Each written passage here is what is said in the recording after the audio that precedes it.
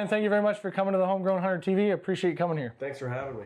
No problem, man. Well, listen, folks, I've got Ryan Reynolds here from the Capital Waterfowl. They're a great Canadian company, relatively new to the market, but have exploded across Canada in the big corporation stores. And I've had him to come out and talk about some of the calls he makes here in Ontario. Ryan, I see that you've got 2 calls here. I'm a rookie when it comes to duck and goose calling. Right. I mean, honestly, that's why I wanted you to come here and explain to the viewers that we do have some Canadian calls that are made right here on our homegrown land. And I want to know a little bit about them, how to call them, and then we're also going to do an in-the-field tip. So we can go out in the field, you can call them and tell me, some settling calls, feeding calls, and maybe get into some goose honking. Sounds great. I'd be glad to explain everything to you. Awesome. Well, before we get too carried away, just a little bit of history. So I know that you come from around the Napanee area. Yeah, we grew up in Hay Bay. And Hay Bay, okay. So you did some guiding for 10 or 12 years, and I did. A little bit of history on you. A little bit of history on me. I did. You've pretty much nailed it. I grew up in south of Napanee area in Hay Bay. I got into guiding when I was 18 years old. I've done it now professionally for 12 years. Just got into making calls in the last year and a half. Always been a waterfowler, always been out there. The ducks and geese have always just kind of triggered it, and I'm a accelerated kind of person, so I like to, if I'm going to do something, I like to do it right. So when I started first learning how to blow a call, there's so many different variations of what birds can do. They have their own language. They have their own language. I mean, really, it is. Everything that they say to each other means something different. So I not wanted to only be able to replicate that, but know what it meant and be able to be the best that I could be on a call. From there, it was just a passion thing. It just kept growing and growing until me and a buddy decided that we were going to try and make our own calls. And that's kind of, in a short window, that's where I came from, and that's where I am now. Okay, so you come through with the background of guiding. You take hundreds and thousands of guys out hunting throughout your career. I spent, for the last 12 years, I've spent no less than 100 days a year in the field chasing waterfowl. So I've seen just about every scenario you could possibly see.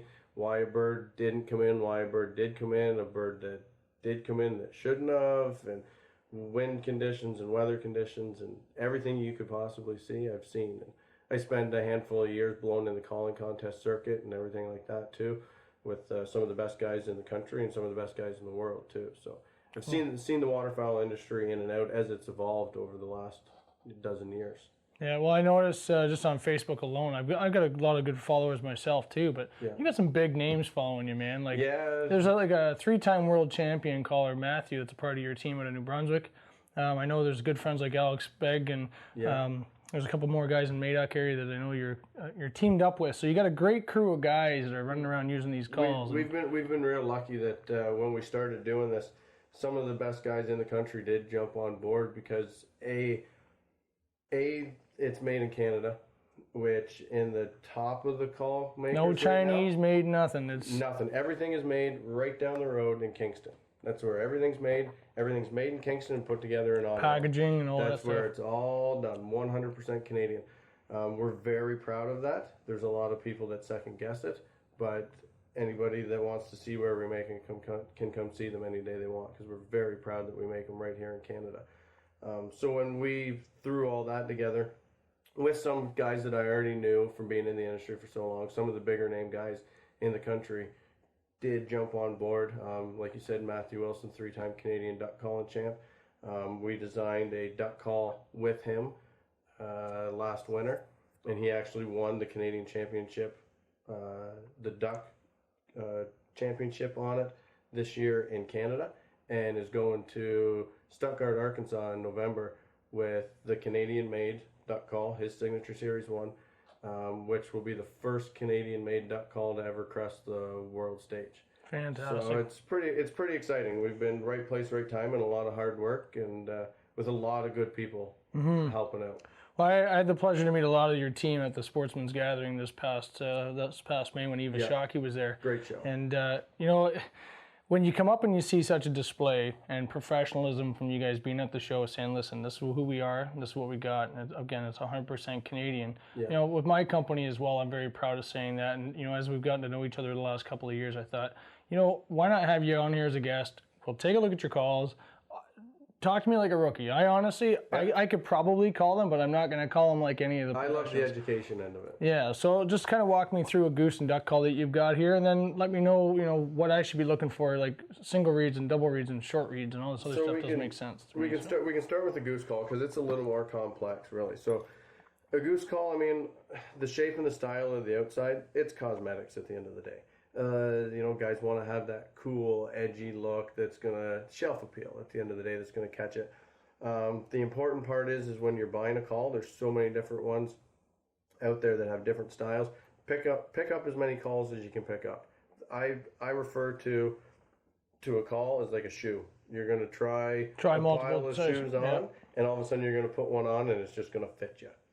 So pick them up, put it to your lips, hold on to it. It's going to fit your hand right. It's just going to feel good. The inner working parts of a goose call is basically a mylar reed. A saxophone reed for cutting short is what it's the closest thing to.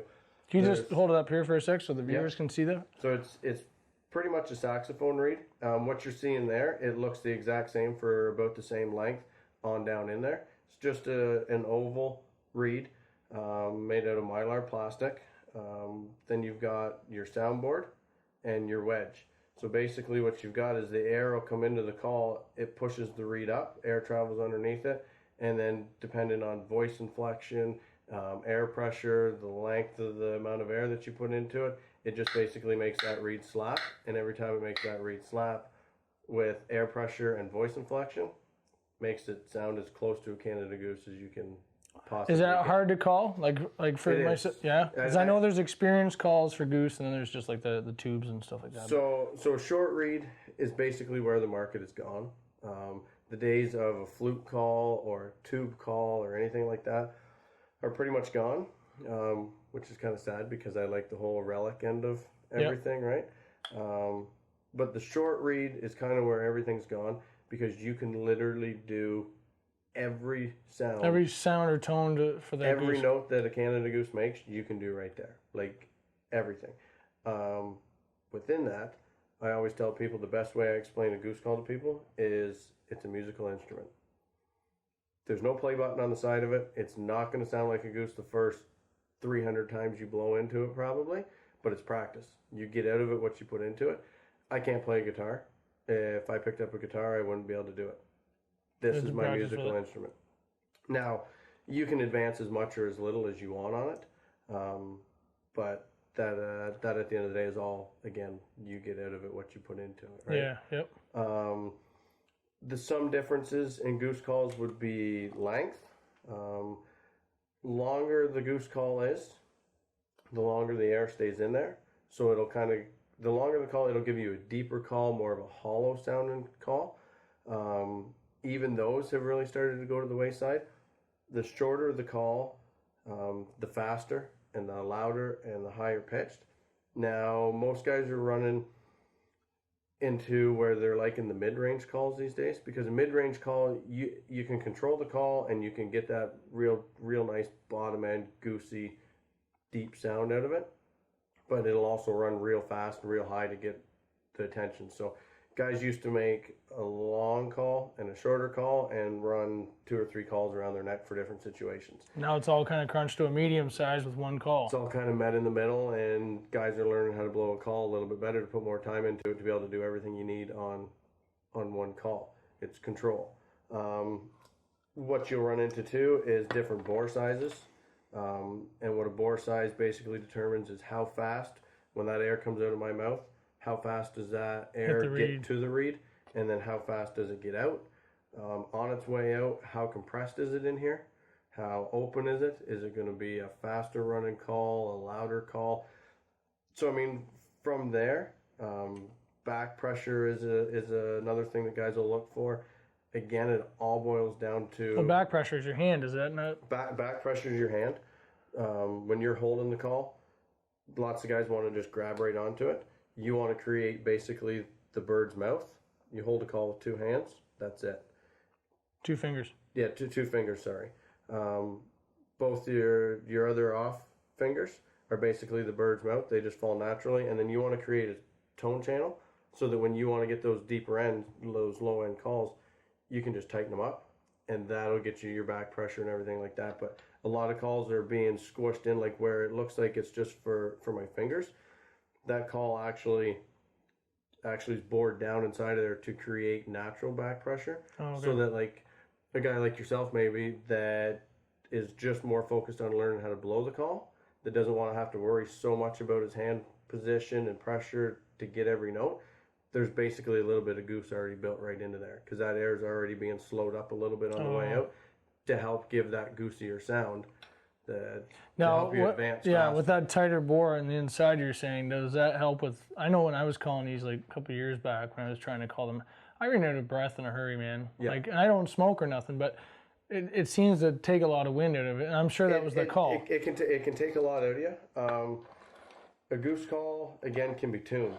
So when it gets put together, it'll, again, fit you like a shoe. A lot of guys will say, this goose call doesn't fit me, I don't like it. Well, every goose call will fit absolutely everybody. What a lot of people don't know is that you can tune a goose call. Okay. So you can actually take your call, and if it doesn't fit you, let's say it's too hard to blow, it's too deep, it's too high pitched, it's too squeaky, it's too easy to blow. The long and short of it is when you take this apart and you go to tune that call, you go to tune the call. I can show you if you want. Sure, yeah. It's pretty simple, and this is something that a lot of people have no idea about because we bump into it all the time at shows. So again, you've got your three pieces. You've got your... You got the shot? You've got your soundboard, you've got your reed, and you've got your wedge. Everybody's terrified to take one of these things apart. Yeah, because you screw up the sound. Oh, no, it's never going to sound the same again. You can make it sound better to fit you than it probably did when you first got it. Let's say you sit here and you got your call playing with it on the table, you set it down and everything falls apart. When you pick that Mylar reed up, there's a narrow end to it and there's a fat end. The narrow end always goes up. When you pinch the reed, it'll only bend one way. For me to make it bend the other way, I've got to come way over top of it. Oh, really? Yep. So it's got a natural bow in it to make the slap easier. So when you pinch that reed, it'll go one way. Take your soundboard, and that bow goes up. Because you want it to come up. Because you want to get the wind under it. Yep. So then what you do is you want to line it up in your soundboard so that it just falls down in there. So there's no air that can basically escape. You want all the air that you can get. So I'll put it in like this. Your wedge is sloped. You'll see where that wedge slopes to be able to fit down in there, and it wedges itself in there. Hence the name of it. So I'll get it there. I'll hold it close. Now when I'm tuning it, I like to blow a stiffer call. Just from blowing the call over the ears, diaphragm's built up, lung capacity's built up. The deeper the sound, the harder to blow the call, the deeper the sound you'll get out of it, so a little bit goosier sound. But it will take time to get your lung capacity there. It's just like working out and running. Yep. You're not going to get up and go run 10K. You're going to get up and run to the 1 and then 1-3 and then run 5. Exactly, yeah. But let's say you wanted to blow easier. All you do is take that wedge and slide it farther up. The shorter the reed, the easier it is to blow. So the shorter the reed, the less air that it takes to pick the reed up and lay it down. The more reed that you can see, the more air it takes to pick it up and lay it down, so it makes it harder to blow. So you can literally finick with it and fit it right to your air pressure. And I can pretty much guarantee you that right there will sound like a goose if you were to blow that call. So that's what a lot of guys don't know about a goose call, is that it's tunable for you. You can adjust it to make it fit you. Okay, cool. But that in a nutshell is your basic goose call. Awesome. All right, well, let's touch base on the, now what I'll do is we're going to take these outside to a in the field test. Yeah. See what it sounds like. Sure. Let the guys know and kind of touch base on that, but we'll do that right at the end of the show. Yep. And then this is your duck call you're talking about. The duck call comes in, again, the barrel is cosmetics. Comes in a single reed and a double reed. Differences between a single reed and a double reed. You'll see that this one is a single reed. Difference between a single reed and a double reed in a nutshell. Double reed has the duck built into it. It's easier to blow. You don't have to control it as much. It doesn't have the range that a single reed does, but probably 8 out of 10 guys blow a double reed. It's more of a hunter's call. Mm-hmm. a single reed guys will use on the stage and everything like that. So all of our calls come double reed because, like I said, 8 out of 10 guys run a double reed. The duck's built right into it. It's going to sound like a duck. Simple and easy for a rookie to use. Bingo, easy. We do make them in singles. We do have that Matt Wilson call that you were talking about. Can I pull one of those reeds out and make it a single or no? You can. You've got to order it because when you blow a single reed call, it'll have a little bit fatter wedge in here. So if you've got a double reed, you've got to get a little bit thicker wedge to hold it in there. To hold it in there, or you'll get play in it. But other than that, it's pretty much the same reed. The bottom reed's pretty much the same. Okay. From there, it's the bore diameter will control volume, damper it down, back pressure to the reeds, everything along the same concept as the Goose. It's the single reed and the double reed that make the biggest difference on a duck call. That changes a duck call for the long and short of it. And again, it's just Mylar plastic. Now I've seen, you go to, there's a lot of Canadian Tire stores out there that have these on the shelf now, as well as independent retailers. But there's all kinds of different colors, man. Is that just by like how pretty you want your call to look? Pretty much. Okay, because I'm looking at these going, holy crap. I think I was in the Kempville store, in the Kempville Canadian Tire, just checking stuff out, and I seen a whole slew of your stuff, and I'm thinking, I wouldn't even know where to begin. We get asked that all the time. We'll be at anywhere from shows or doing in-store event days at any of our dealers, and guys will ask all the time, okay, I really like this call, but what's the difference between these colors? Personal preference. And we do have a fairly decent variety of colors just because, we started off making them out of 4 different colors, and then some guy calls from down the road and is like, I really like this color. Okay, well, I really like this color. Okay. So color is a personal preference. We do make our calls out of 3 different materials, and the material is where you'll end up with the sound difference and the change in the sound. Essentially, the rule of thumb, the harder the material, the crisper the sound. So we make our calls out of acrylic, Delrin, and polycarb. Polycarb is plastic injected plastic. It's done in an injection mold. Plastic is obviously the lower end of the materials.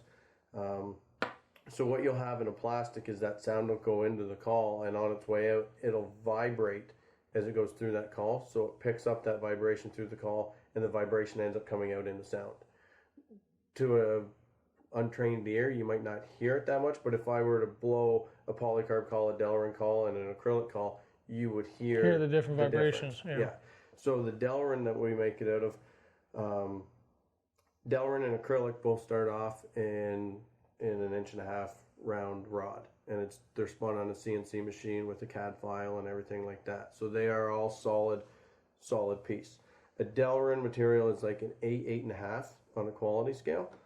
Not a lot of guys are using it because it's so close to the quality of the acrylic, but there's a huge price difference in it. We like giving stuff kind of like, the good old Canadian way, give something to everybody, right? So we wanted something in a price range where guys that wanted quality but didn't want to have to go home and explain to their wife why they spent over $100, right? 'Cause we've all been there. Yep. So that's where the Delrin comes in, and it's a good quality sound with a material that'll last for a long time. But acrylic is the top of the game. It's the hardest material that you can make it out of. It's all spun on a CNC machine as well, right out of a solid rod. Again, these are all done in Kingston. All done in Kingston. Okay. Yeah. So even all of our plastic pieces are all done right there too. We've got our own injection stuff that we do right there, and we're pretty proud of that. Like, there's a lot of guys that are spinning calls up in their garages and everything like that out of wood and acrylic and that jazz. But in the industry, the polycarb stuff is all pretty much done overseas. So to say that we're one of, I wouldn't be able to guess how few, but we're one of the few that do it right here in North America, let alone right in Canada. We're pretty proud of. Right on. But no, that's super cool. I mean, this here, like this is just a mallard call? Yep, like it's just a duck call, yeah. So the most common call made is the mallard call. Everything pretty much will come to a mallard call. We've got a wood duck call that we're actually just about to release just because of popular demand. Guys have wanted it, so we make that. But other than that, a mallard call and a wood duck call are the main two. Some guys will make a teal call, but everything will come to a mallard pretty much. It's the most commonly used for sure. Okay, right on. Well, folks, let's go to the field. We're going to take Ryan's calls out there, see what it sounds like, and then maybe pop back in. I got a couple more questions to show, so let's cut to the field. All right, so we had to set the scene a little bit here, folks. I got a pond in behind me here. Early season for goose is not that far away. Now, Ryan, what do you, from a rookie standpoint, I need you to tell me exactly what has to happen here in order to bring those geese in from a long ways away. Right. So what you're going to come across in the hunting scenario is most of the time you're going to see them at a distance. You're going to bring them to you, and you're going to want to put them on the ground. What I'll do is I'll run just through a short clip of different notes that you might use in that scenario. You're going to use different notes every time. You're going to call to each flock differently. You want to be able to read each bird to know. They're going to tell you what to do. But for safety's sake, let's just say that this is your normal scenario. You're going to see them at a distance, bring them to you, and put them on the ground. So I'll just run through a little sequence here for you.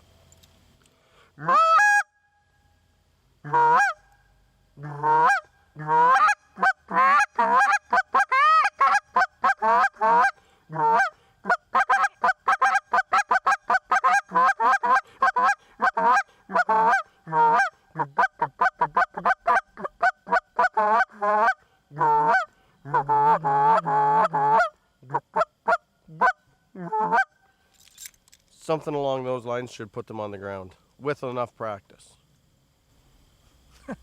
Oh, it just gave me goosebumps. Yeah, it'll do that. Yeah, it's like, oh, I haven't heard that in a couple of years. I don't have a whole lot of friends that actually call like that, so it's pretty cool. I do have some brother-in-laws that actually are absolutely addicted to that sort of stuff. So here around the Christmas time. But now I'm asking him to touch base on the ducks as well. We were talking about the double reed calls, and again, fairly basic mallard call from my understanding. And you know, I'm a pretty good feeding call guy. You know, I wouldn't say I could do it professionally, or I would try and stand on the stage and do it, but I think I'm pretty good. You can hold your own. I can hold my own. There you go. And I'm not going to challenge you at that, but let's see what you got. Yeah. So with the duck call is a duck works in cadence. It's kind of like walking down the stair steps. The first notes will be longer, a little bit louder, and as you come down those steps, it'll shorten up and get softer. I'll do the same thing that I did with the goose, and I'll just walk you through a little sequence that you might use in the field and a few different notes that a duck will do.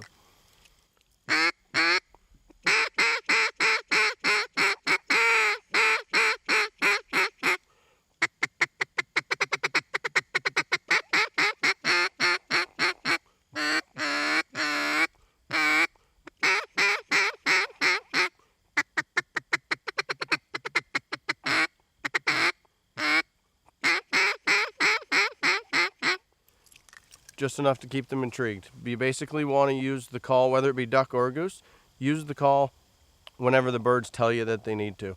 You don't want to go out there and just blow the call and end up scaring them off. So read the birds and call to them as they need it is the biggest tip that I tell everybody. Very cool. Very cool. Now, folks, I'm going to be using Capital Waterfowl's Duck and Goose Calls this year. I can't say that I'm a wing shooter, but I'm certainly going to go out and try with a couple of guys, and we'll show you the results when we're done.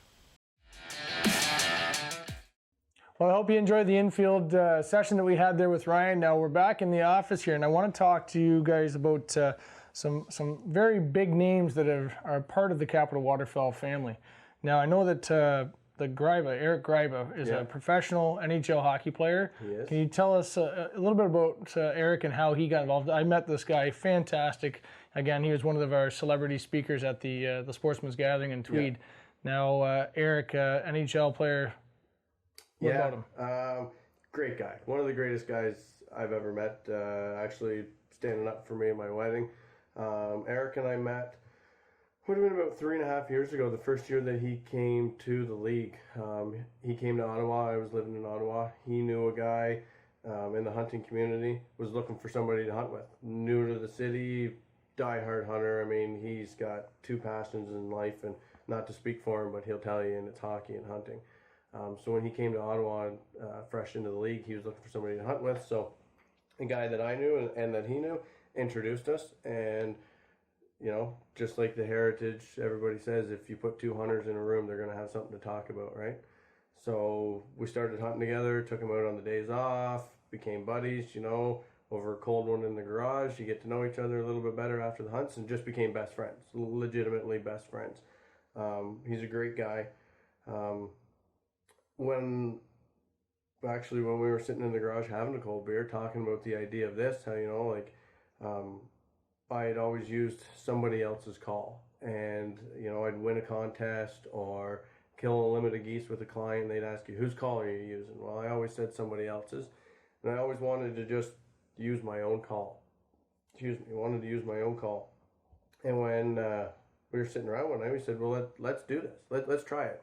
There's lots of guys making them, but nobody's making them from Canada at an elite level. So let's legitimately do this, and let's try and take it to the next level. We drew up a business plan.